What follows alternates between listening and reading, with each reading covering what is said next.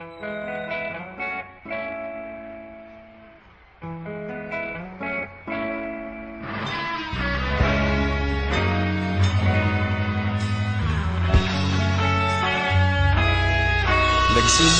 ang lahat sa eskwela, nagsama-samang 12, sa kalokohan at sa tuksuhan, hindi maawat sa isa't isa. Madalas ang standby sa cafeteria, isang barkada na kay saya. Laging may hawak-hawak na gitara, konting udyok lamang kakanta na.